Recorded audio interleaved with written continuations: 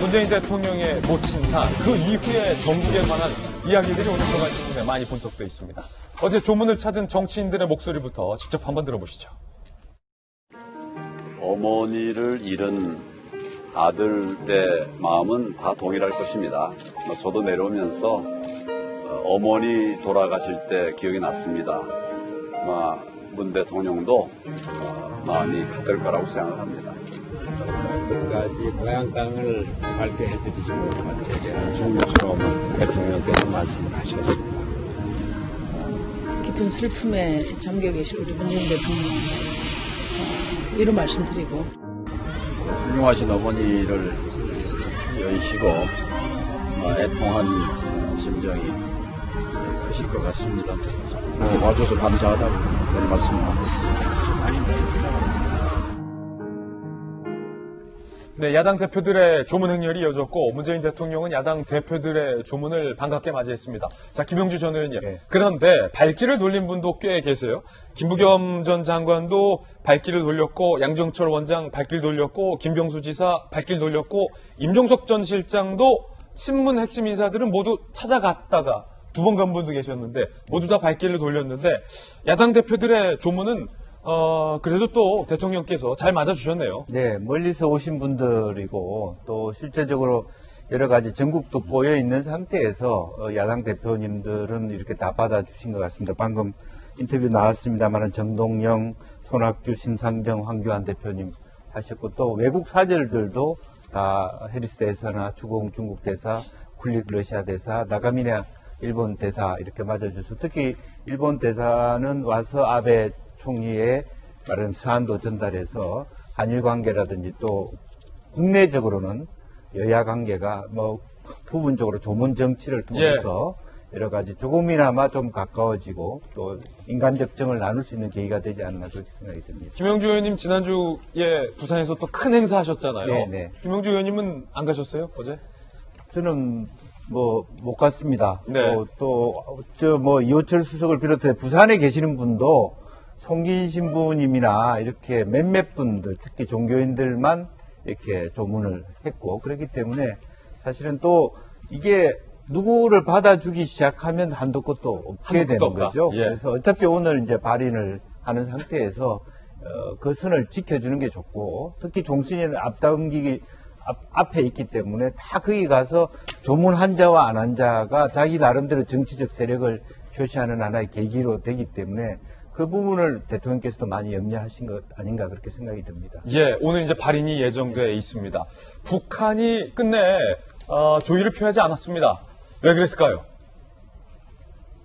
조의 표명 없는 북한은 문 대통령 모친 별세에 조의를 표명하지 않을까 관측이 됐는데 결국 이런 반구 조의 표명 없었습니다.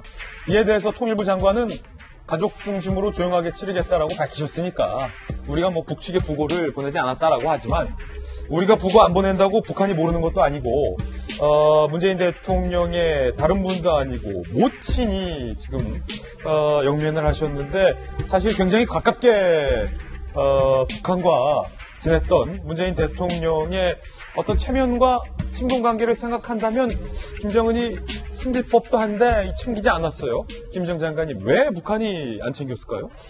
그러니까 말이에요. 먼저 고인의 명복을 빌면서 말씀을 시작했으면 합니다.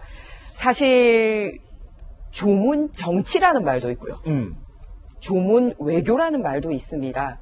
그 정도로 정말 사람이 겪는 정말 가장 고통스러운 순간이지 않습니까? 그렇죠. 부모님이 돌아가시는 그 순간에 평소에 약간 적대적인 관계에 있었던 사람이나 좀 서먹했던 사람들도 이 조문을 통해서 인간적인 감정 교류를 통해서 답의 물꼬를 터가는 거. 외교에도 있고 정치에도 있다 보니까 이런 단어들이 나온 거거든요.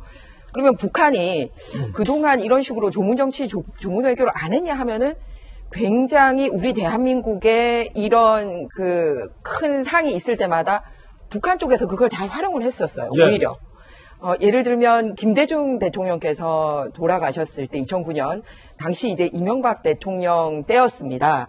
그런데 이명박 대통령 쪽하고도 뭔가 물꼬를 터야 될 것 같으니 김대중 대통령의 조문을 이제 기회로 삼아가지고 조전만 보낸 게 아니라 조문 사절단을 보냈었어요. 예. 1박 2일을 예정하고 왔다가 뭔가 얘기가 잘 되니까 하루 더 머물렀어요. 원래 계획보다 느려서.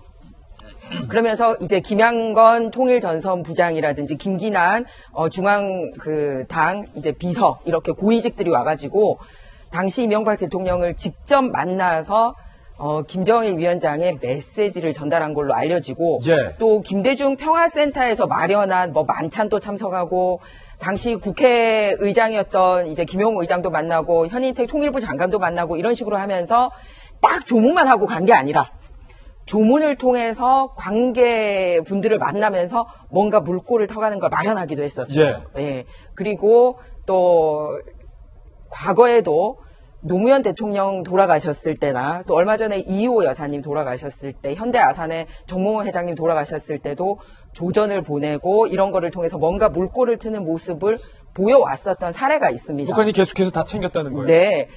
그렇다면 사실 이번에 문재인 대통령의 고인이 되신 어머니께서는 사실 북한에 고향을 두신 분이었고 또 정말 헤어진 가족들이 북한에도 있고 하기 때문에 네.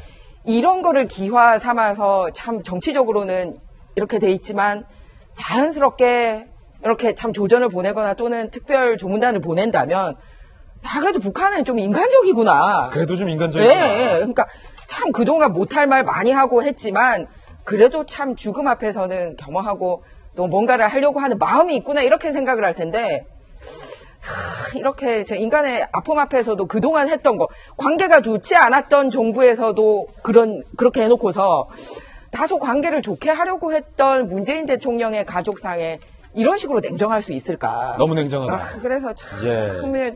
이런 식으로 관계 개선이 될까 하는 그런 안타까움이 있습니다. 예, 특히나 이제 문재인 대통령이 김정은과 북한에게 해준 것을 생각하면 북한이 이렇게 냉정하게 꼭 모질게 했어야만 하느냐라는 또 아쉬움도 좀 드는 대목이었습니다. 자, 문재인 대통령 오늘도 이제 발인 지키실 텐데 또 고인의 명복을 저희도 기원하겠습니다.